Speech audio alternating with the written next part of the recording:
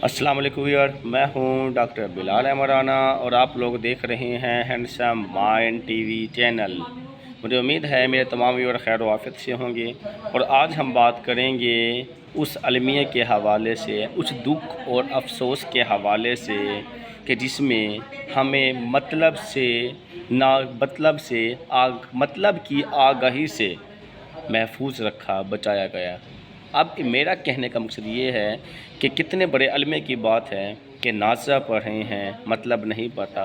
हाफिज़ कुरान है, कुरान पढ़ा रहे हैं, मतलब नहीं पता। दीन का काम लेके चल रहे हैं, मतलब नहीं पता।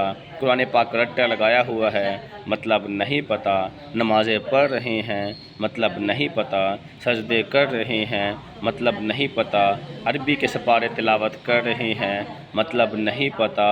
तो इससे ज़्यादा अलमे की बात क्या होगी कि जब हमें उसके मतलब का ही नहीं पता होगा तो हमारे अंदर से वो रूहानियत, हमारे अंदर वो इंसानियत, हमारे अंदर वो तक़वा और परहेज़गारी कैसे मुमकिन है, कैसे आ सकती हैं। देखिए, आप लोगों ने कभी नोट किया होगा कि जब एक बात आपको कही जाए दुख वाली और अगर आपकी मदर लैंग्वेज में, आपकी अपनी ज़बान में हो तो आपके दिल को चीर देती है। जबकि अगर एक बात खुशी की कही जाए जो कि आपकी मदर लैंग्वेज में हो, या एक बात खुशी की कही जाए जिसको आप बिल्कुल साफ़ लफ्ज़ों में समझते हों, तो वो किस तरह से आपके दिल को बाग बाग कर देती है।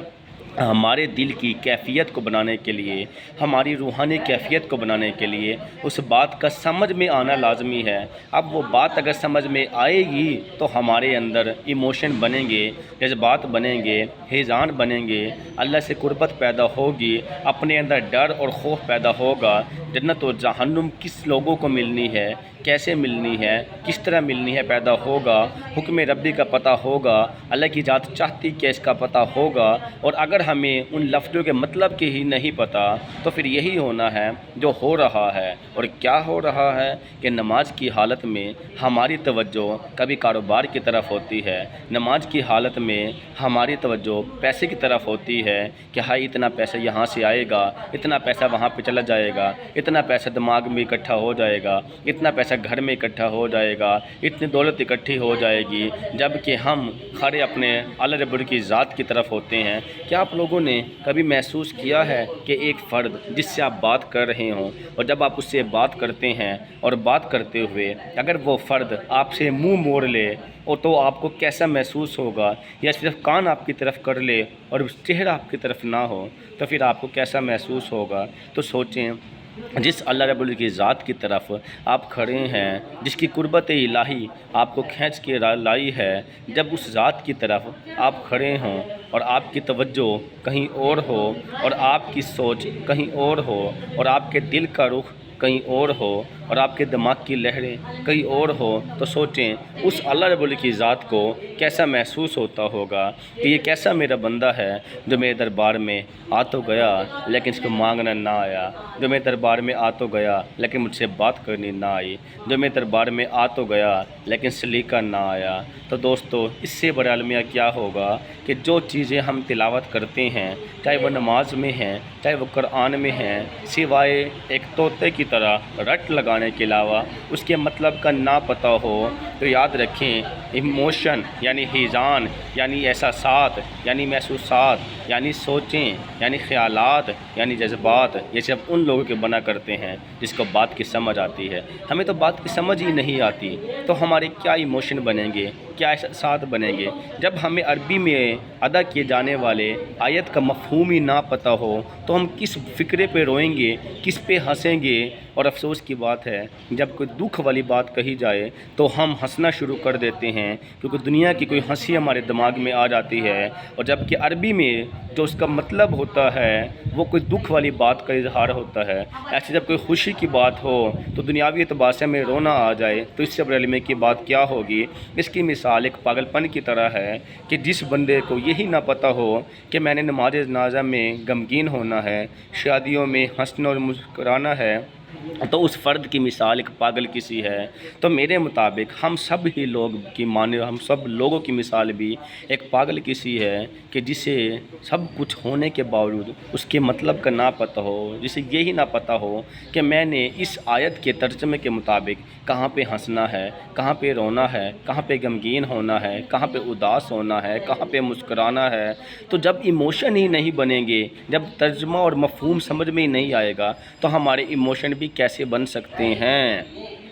تو خدا را ہوش کے ناخون لیں، یہ میری التجا، یہ میری درخواست اب باشمول خود کے تمام تر حفاظ کرام سے، تمام تر عالموں سے، تمام تر دیندار سے اور تمام تر دنیا میں باقی لوگوں سے، بلکہ ہر فرد سے ہے کہ خدا را کم از کم اتنا علم لازمی سیکھ لیں کہ جو آیتیں آپ نماز میں پڑھتے ہیں اس کا مفہوم تو پتہ ہو، تاکہ اس کے مطابق آپ کے ایموشن تو بن سکیں۔ اس کا جو آیتیں آپ تھوڑی سی تلاوت کرتے ہیں اس کا مفہوم تو پتہ ہو، تاکہ آپ اپنے ایموشن کو تو ڈھال لیں۔ قربت الہی ایسے نصیب نہیں ہوتی، اللہ سے قربت نصیب تب ہوتی ہے کہ جب آپ اس بات کو سمجھتے ہیں، پھر آپ اللہ کی طرف جاتے ہیں، اور جب بات کو نہیں سمجھتے تو پھر آپ اللہ رب العزت کی طرف نہیں جاتے، بلکہ آپ بھٹکے رہتے ہیں۔ اور یہی وجہ ہے کہ آج مقدار میں ہماری عبادت ہے لیکن اخلاص میں کم ہے۔ اور یاد رکھیں اللہ رب کی ذات کو ہماری مقدار نہیں پہنچتی، ہمارا اخلاص پہنچتا ہے، ہمارا تقوی پہنچتا ہے، ہمارا پرہیزگاری پہنچتی ہے، ہمارا متقی ہونا پہنچتا ہے۔ اللہ کو سجدے نہیں چاہیے، اللہ کو عبادتیں نہیں چاہیے، اللہ کو تلاوت نہیں چاہیے، اللہ کو نمازیں نہیں چاہیے، اللہ کو ہماری پاکیزگی چاہیے، اللہ کو ہماری انسانیت چاہیے۔ اللہ کی ذات کو کوانٹیٹی نہیں چاہیے، کوالٹی چاہیے۔ ہمارے اندر کوالٹی کی کمی ہے، اسی لیے آج ہم نمازوں کے باوجود ادھورے ہیں، ناکام ہیں۔ آج ہم تلاوتوں کے باوجود ادھورے ہیں، ناکام ہیں۔ آج ہم سب سارا دن بھی ذکر کرتے رہیں پھر بھی ہمارے دل مرجھائے ہوئے ہوتے ہیں۔ آخر کوئی تو وجہ ہے، اور وجہ یہی ہے کہ ہم اپنے ایموشن کو ڈھالنا نہیں جانتے، ہم اللہ کی ذات کیا چاہتی ہے وہ بات کو نہیں سمجھتے۔ کم از کم قرآن پاک کی تفسیر تھوڑی سی پڑھ لیں کہ یہ تو پتہ ہو کہ اللہ چاہتا کیا ہم سے۔ آپ دیکھو کتنی عبادت کرتے ہیں، وہ بات کی بات ہے، لیکن کم از کم اللہ رب کی ذات کا حکم کیا ہے، آپ سے چاہتے کیا ہیں، آپ کو کیوں یہ قرآن پاک کی کتاب عطا کر دی، کیوں میرے نبی کی ذات کو دنیا میں بھیج دیا، اللہ رب کی ذات چاہتے کیا ہیں۔ کم از کم مطلب تو پتہ ہو، وجہ تو پتہ ہو، حکم تو پتہ ہو، حکم ربی تو پتہ ہو۔ عبادتیں تو بعد کی باتیں ہیں، کم از کم آپ کو سینس تو ہو، تاکہ آپ کے ایموشن بن سکیں، تاکہ آپ کے ہیزان بن سکیں، تاکہ آپ کی محبتیں بن سکیں، تاکہ آپ اللہ کی ذات کے قریب جا سکیں۔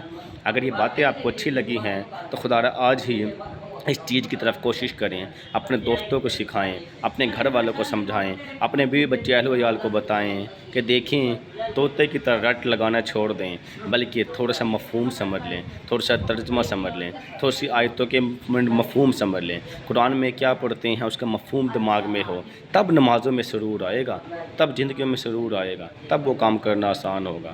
اگر یہ باتیں آپ کو اچھی لگی ہیں تو اپنے دوستوں میں شیئر کریں، اور ہماری ویڈیو کو لوگوں کے ساتھ شیئر کریں، ہمارے چینل کو سبسکرائب کریں اور بیل آئیکن کو دبا دیں تاکہ بر وقت آپ لوگوں تک ہماری تمام ویڈیو موصول ہو۔ اس کے ساتھ اپنا خیال رکھیے گا، اجازت دیجیے گا، اللہ حافظ۔